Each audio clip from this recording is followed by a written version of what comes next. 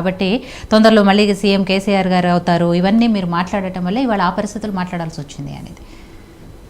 ముందుగా ప్యానెల్లో ఉన్న అందరికీ మీకు నమస్కారం. ముఖ్యంగా ఏంటంటే ఈరోజు ఇంద్రవెల్లి సభ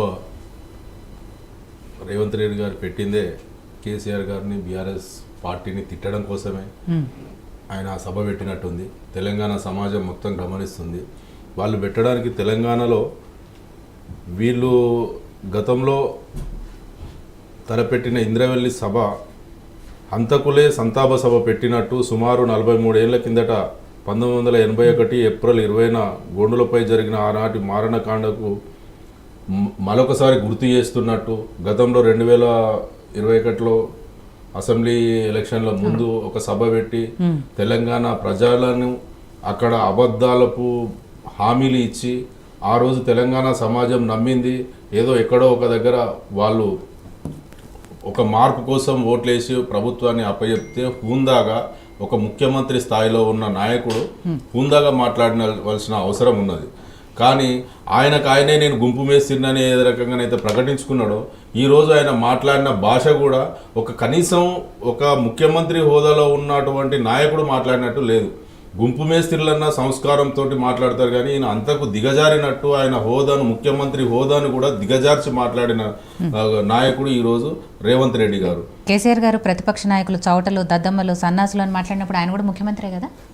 ఎప్పుడు కేసీఆర్ గారు గతంలో కేసీఆర్ గారు మాట్లాడిందంటే అక్కడ ఉన్న సందర్భాన్ని బట్టి ఆ రోజు మాట్లాడి ఈ రోజు అసలు సందర్భమే లేదు కదా. ఆయన కావాల్సింది ఇప్పుడు ఆయన కావాల్సింది ఏంది, ప్రజలకు ఏదైతే హామీ ఇచ్చి ప్రభుత్వానికి ప్రజలు ఏ విధంగా అయితే వాళ్ళకు తీర్పు ఇచ్చిరో రేపు వాళ్ళు ఏం చేయాలనుకుంటున్నారు, రేపు ఏ విధంగా ప్రజలకు సంక్షేమ పథకాలు అందించి ఇప్పుడు వాళ్ళు చేసిన 6 గ్యారంటీలు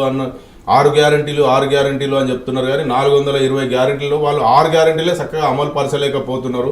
రేపు ఈ రోజు అసెంబ్లీ ఎలక్షన్లో అబద్ధాలతోటి మాకు ప్రజలు ఒక తీర్పు ఇచ్చారు.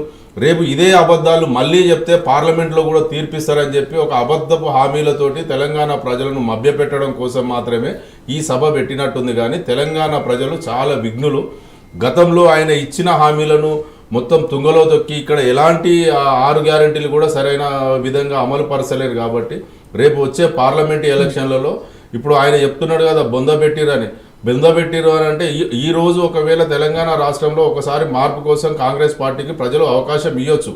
దానికి కూడా మా దగ్గర ఎక్కడ జరిగిందనే దాని మీద మేము విశ్లేషణ చేసుకుంటున్నాం. సమీక్షా సమావేశాలు చేసుకొని దానికి సంబంధించిన మాది మేము విశ్లేషణ చేసుకుంటాం. ఈ రోజు మమ్మల్ని ప్రజలు బొందబెట్టిరు, ఒక మార్పు కావాలనుకున్నారు, మార్పు చేసారు, మేము దానికి ఆమోదిస్తున్నాం. ఈ రోజు మమ్మల్ని అంటున్నావు భారతదేశంలో 29 రాష్ట్రాల్లో మీ ప్రభుత్వాలు ఉన్నాయి 3 రాష్ట్రాలలో మాత్రం. మరి 23 రాష్ట్రాలలో మిమ్మల్ని ప్రజలు బొందబెట్టిరు కదా. మరి దానికి ఏం సమాధానం చెప్తారు రేవంత్ రెడ్డి గారు? ఎంతసేపు చెప్పారు, ఒక మార్పు ఇచ్చిర్రు. 26 రాష్ట్రాలలో కూడా మరి మీకు ప్రభుత్వాలే లేకుండా చేసింది కదా. మరి దాన్ని మిమ్మల్ని ప్రజలు బొందబెట్టినట్టే కదా. 26 రాష్ట్రాలలో ప్రజలు బొందబెట్టినట్టే కదా. రేపు ఈ రోజు ఎక్కడ పోయినా కూడా అయిన రైతు బంధు, రైతు భరోసా, దళిత బంధు, అంబేద్కర్ భరోసా అని చెప్పి అసలు ఎక్కడ ఏ హామీలు కూడా సరైన విధంగా ఆయన అమలు చేయలేకపోతుండు.